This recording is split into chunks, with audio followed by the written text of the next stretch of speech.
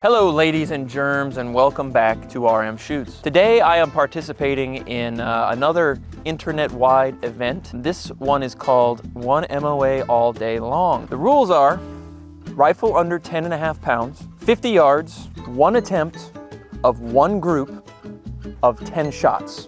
No mulligans, do-overs, etc. Film it, measure it in MOA with an app such as Ballistics X. Blah, blah, blah, blah, blah, send a link, contribute to the pot. You can enter up to 3 times. The objective of this seems to be to either prove how easy or how impossible it is to shoot in 1 MOA group. This would be an opportunity for skillful shooters with high quality equipment to show that they are capable of doing such a feat. It is also an excuse for poorly trained shooters to use poor equipment to show how much fun they can have and be able to explain away their lack of skill with their bad equipment. I'll let you decide what camp I fall in after I show you the rifle that I'm planning on using. This is a Mosin Nagant 90-130. This isn't my first gun, but this is the first gun I ever bought with cash in the parking lot of a Walmart. $85. I think I could probably flip this for a few bucks at this point, but I never will, because there are more Mosins than there are people in this world. But this Mosin is mine, or however that quote's supposed to go.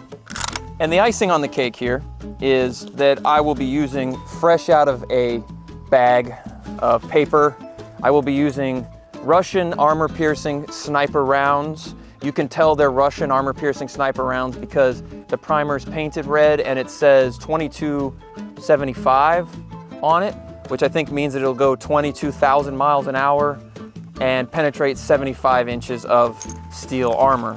I've gone so far as to actually pay for an app on my phone, which is usually something I don't do. Ballistics X sounds kind of interesting. I like the concept. I want to pull out all the stops on this one and prove that I'm not going to lie or cheat.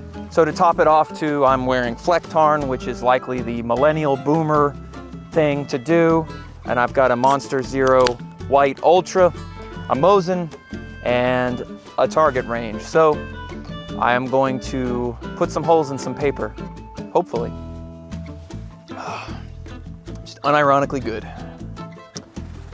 So right here is 50 yards.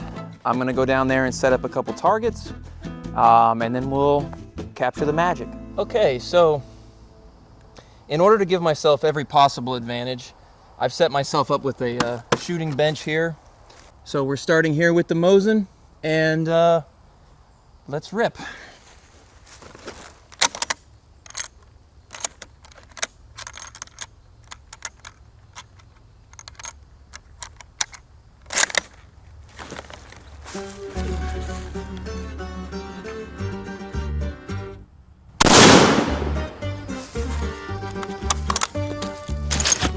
That was one.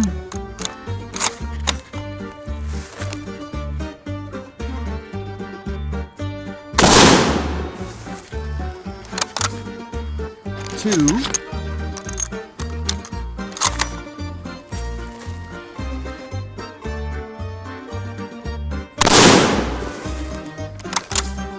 Three.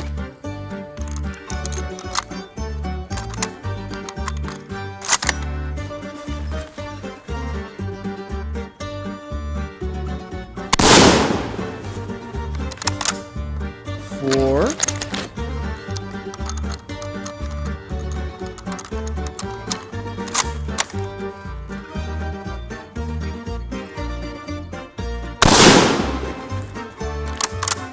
5.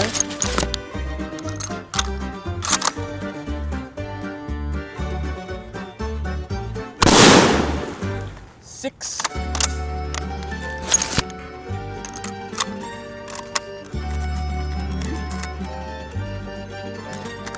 When loading these one by one, if you push too far in and it goes too far down for the bolt to catch it, the trick is you have to drop it in and just push it down so it's next in line on the elevator for the magazine.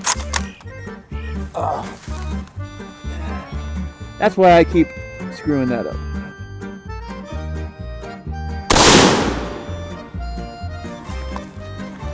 I just lost count. I reviewed the footage and I determined that that last one was shot 7. So this is shot 8. And I'm changing the camera angle for coolness.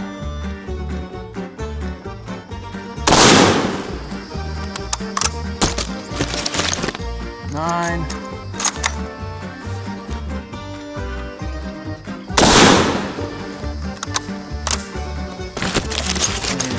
10.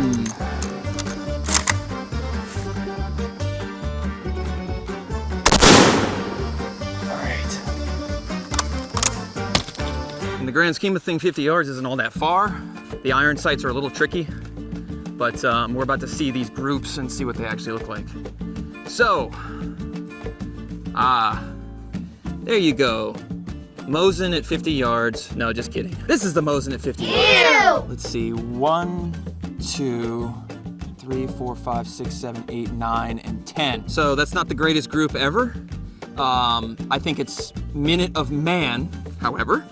I'm actually pretty pleased with maybe half of this group. You know, again, this isn't really my style of shooting. Precision stuff is not really, I'm not very good at it. Okay, so this is the other rifle that I'm choosing to use. This is my AR-15, built on a KE Arms KP-15 with essentially everything else aero precision.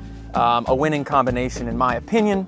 14.5-inch barrel and a Swamp Fox LPVO. So this will probably put a better group on paper, but ultimately you can't change the shooter, and it's been a while since I've done precision shooting out here, so this will go one of two ways, but likely it'll go some secret third way. Okay, so beyond just pulling my back out, starting the camera, my secret run with the AR before we check the target to set up for a very clever joke later in the video. Mosin at 50 yards. No, just kidding. This is the Mosin at 50 yards.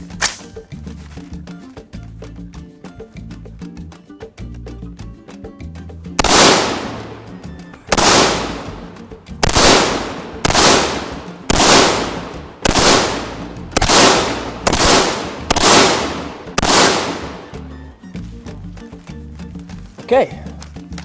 So now that we've done that, let's go see what they both look like. All right, so next with the AR, it's not bad, I guess. I feel pretty good about that. Again, even if it's shooting a contemporary rifle like that, shooting precision slow is not really what I practice, so I'm pretty happy with this. I probably could have cut out the white and that would have been impressive, but no matter what your magnification level is on your optic, you are still kind of bound to your marksmanship in terms of your trigger pull and your positioning and all that kind of stuff. So all in all, I'm quite happy with that as well.